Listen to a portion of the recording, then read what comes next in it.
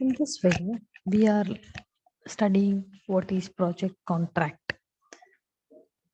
Let us see what is project contract.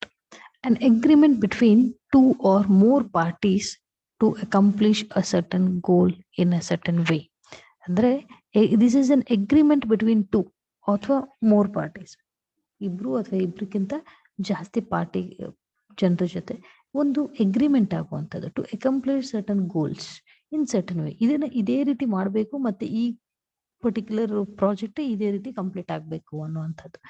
Okay, let us see what are the types of project contracts. We have a fixed price athwa lump sum. This is the simplest type of all contracts. The terms are quite straightforward and easy to understand. To put in simple, the service provider agrees to provide a defined service for a specific period of time, and the client agrees to pay a fixed amount of money for the service. ಅಂದ್ರೆ ಯಾವುದೇ ಒಂದು ಪ್ರಾಜೆಕ್ಟಿಗೆ ಒಂದು fixed amount ಅನ್ನ fix ಮಾಡುವಂಥದ್ದು.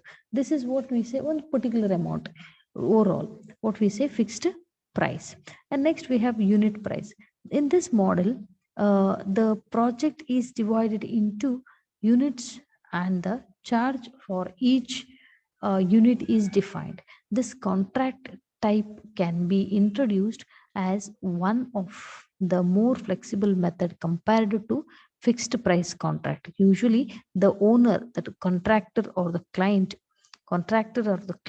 of the project decides on the estimates and asks the bidders to bid of each element of the project. ಇದು ಅಂತ ಹೇಳಿದ್ರೆ ಪ್ರತಿಯೊಂದು ಪೀಸ್ ಯೂನಿಟ್ಗೆ ಈಗ ಫಾರ್ ಎಕ್ಸಾಂಪಲ್ 10 ಮೊಬೈಲ್ ಮ್ಯಾನುಫ್ಯಾಕ್ಚರ್ ಮಾಡೋದು ಅಂತ ಹೇಳಿದ್ರೆ ಪ್ರತಿಯೊಂದು ಮೊಬೈಲ್ ಮ್ಯಾನುಫ್ಯಾಕ್ಚರ್ ಮಾಡುವಂಥ ಯೂನಿಟ್ಗೂ ಕೂಡ ಪ್ರೈಸ್ ಮಾಡುವಂಥದ್ದು ಪ್ರತಿಯೊಂದು ಯೂನಿಟ್ಗೆ ಕೂಡ.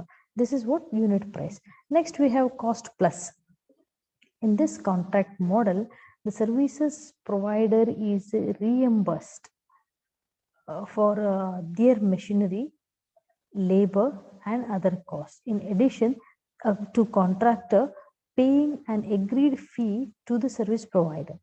In this method, the service provider should offer a detailed schedule and the resource allocation for the project. And there really cost plus whatever the expenses are made by the service provider or the project contractor to the customer. Okay, the customer is paying for that service, and then again he is paying for the machinery, labor, costs, whatever you have the service provider has been used to complete the project. Then incentive contracts are usually used when there is some level of uncertainty in the project cost. Uncertainty iddaga, although there are nearly accurate estimations, the technological challenges may impact on the overall resources as well as the effort. ಅಂದ್ರೆ ಏನಾದ್ರೂ technology ಏನಾದ್ರೂ ಸಮಸ್ಯೆ ಬಂದಾಗ ಸ್ವಲ್ಪ problem ಆಗುತ್ತೆ project ಅನ್ನ complete ಮಾಡುವಾಗ, ಆವಾಗ ಇನ್ಸೆಂಟಿವ್ ಅನ್ನ ಕೊಟ್ಟು ಮಾಡುವಂಥದ್ದು, ಸ್ವಲ್ಪ ಇನ್ಸೆಂಟಿವ್ ಅನ್ನ ಕೊಟ್ಟು ಮಾಡುವಂಥದ್ದು.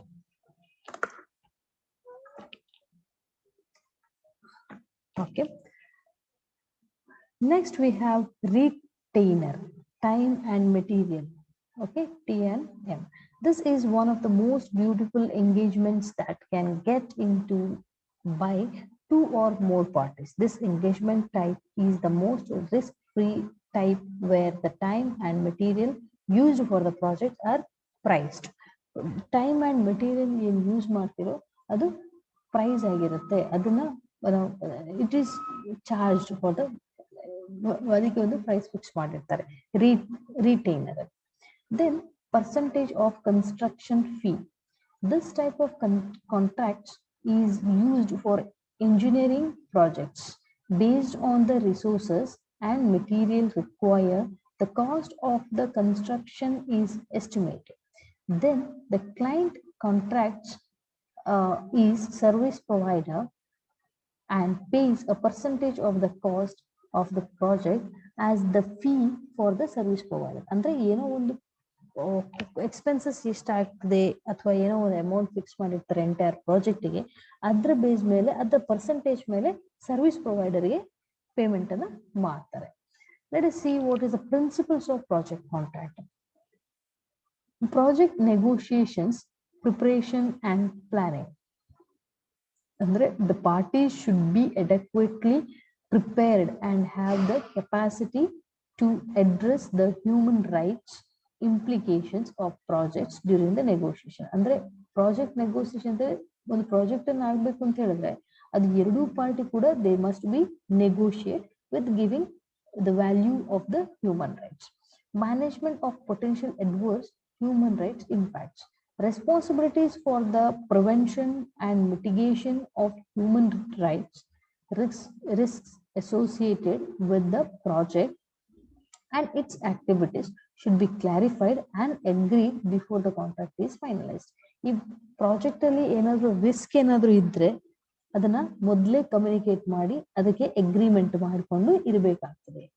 Project operating standards, the laws, regulations and standards governing the execution of the project should facilitate the prevention, mitigation and remediation of any negative human rights impact throughout the life of the project. Okay, project operating standards, ಇಂಥ project ಅನ್ನ ಇದೇ ರೀತಿ ಮಾಡಬೇಕು ಅಂತ ಒಂದು protocol ಅಥವಾ ಒಂದು loss ಅಥವಾ ಒಂದು ರೆಗ್ಯುಲೇಷನ್ಸ್ ಹಾಕಿರ್ತಾರೆ, ಅದೇ ರೀತಿ ಮಾಡುವಂಥದ್ದು. Where it is not make sure that it is not influencing or harmfully attacking to the human rights. Stabilization clauses.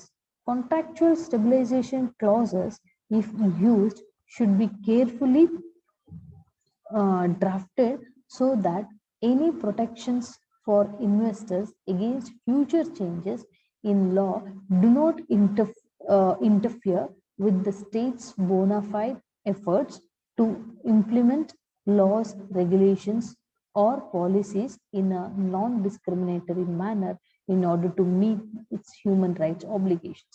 ಅಂದ್ರೆ ಏನ್ ಹೇಳ್ತಾರೆ ಅಂತ ಹೇಳಿದ್ರೆ ಪ್ರಾಜೆಕ್ಟ್ ಪ್ರಿನ್ಸಿಪಲ್ಸ್ ಏನಿದೆ ಅಂತ ಹೇಳಿದ್ರೆ ಒಟ್ಟಿನಲ್ಲಿ this project principles should not influence negatively to the human rights. Then we have additional goods and service provisions where the contract envisages that investors will provide additional services beyond the scope of the project. This should be carried out in a manner compatible with the state's human rights obligations and the investors' human rights responsibilities. Physical security for the project. Physical security for the project facilitates install actions or personnel should be provided in a manner consistent with human rights principles and standards. Community engagement. The project should have an effective community engagement plan through its life cycle, starting at the earliest stages. Project monitoring and compliances. The state should be able to monitor the project compliances and relevant standards to protect human rights while providing necessary assurance for business investors against arbitrary inferences in the project. ಒಟ್ಟಿನಲ್ಲಿ human ರೈಟ್ಸ್ಗೆ ಸಮಸ್ಯೆ ಆಗುವಂಥದ್ದು ಯಾವುದು ಕೂಡ ಮಾಡ್ಲಿಕ್ಕಿಲ್ಲ ಅಂತ principles project contract is says like that. Grievance mechanisms for non-contractual harms to third parties. Individuals and communities that are impacted by project activities but not party by the to the contract should have project activities ಏನಾದ್ರು ಮಾಡ್ತಾರೆ ಅಂತ ಹೇಳಿದ್ರೆ project ಅನ್ನ ಯಾರು ಮಾಡ್ತಾ ಇದ್ದಾರೋ that they are going to suffer or they are going to they are the responsible for the people. This is not the who is really owner of the project is not going to answer for the public. Should have access to an effective non-judicial grievance mechanisms. Transparency, disclosure of contract terms. The contract terms should be disclosed and the scope and the duration of expectations must to such disclosure should be based on compelling justification. And the transparency irbeku anta. So this is the book we have referred for to prepare this.